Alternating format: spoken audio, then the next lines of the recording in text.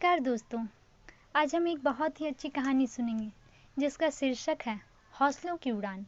मुंबई के एक पार्क में एक लड़का उदास बैठा कुछ सोच रहा था। वो किसी बात को लेकर बेहद दुखी था। बीच बीच में वह रोने लगता और फिर कुछ सोचने लगता। तभी एक बुजुर्ग पास में आकर बैठा और उदासी का कारण पूछा। लड़के ने बताया, मैं बहुत परेशान हूँ। मैंने एक व्यवसाय किया जिसमें मुझे 10 लाख रुपए का नुकसान हो गया। अब मेरे ऊपर 10 लाख रुपए का बैंक कर्ज है। मेरा मकान गिरवी पड़ा है। मेरी बूढ़ी माँ बीमार है। ऐसा लगता है कि दुनिया भर की परेशानी भगवान ने मुझे ही दे दी है। समझ में नहीं आता कि अब मैं क्या करूं। बुजुर्ग ने उसकी बातें ध्यान से सुनी। फिर उसने अपने बैग से एक चेक निकाला। बोला, चलो मैं तुम्हारी परेशानी दूर कर देता हूँ। मेरा नाम जमशेद जी टाटा है और मैं भारत में सबसे धनवान व्यक्तियों में से एक हूँ। ये लो, मैं तुम्हें 10 लाख रुपए का चेक दे रहा हूँ। तुम इससे अपनी परेशानी दूर कर लो और फिर पैसे कमाकर 1 साल में मुझे वापस कर देना। मैं तुमको अब से ठीक 1 साल बाद यहीं मिलूँगा और अपने पैसे ले लूँगा।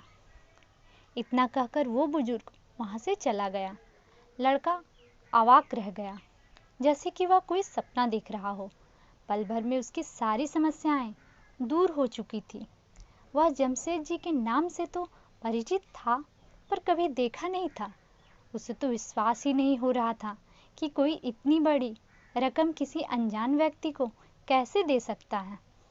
उसने सोचा कि जब अनजान व्यक्ति मुझ पर भरोसा कर सकता है तो मुझे खुद पर भरोसा क्यों नहीं है। अब उसने निश्चय किया कि पहले वो चेक इस्तेमाल नहीं करेगा। पहले वह अपना पूरा प्रयास पूरी ईमानदारी से करेगा और अपने काम में लग गया। अब उसके सर पर एक जुनून सवार था कि किसी तरह से 1 साल के अंदर कर्ज को चुकाना है और खुद को अच्छी स्थिति में लाना है। कर्ज को चुका दिया, बल्कि अपनी आर्थिक स्थिति भी सुधार लिया।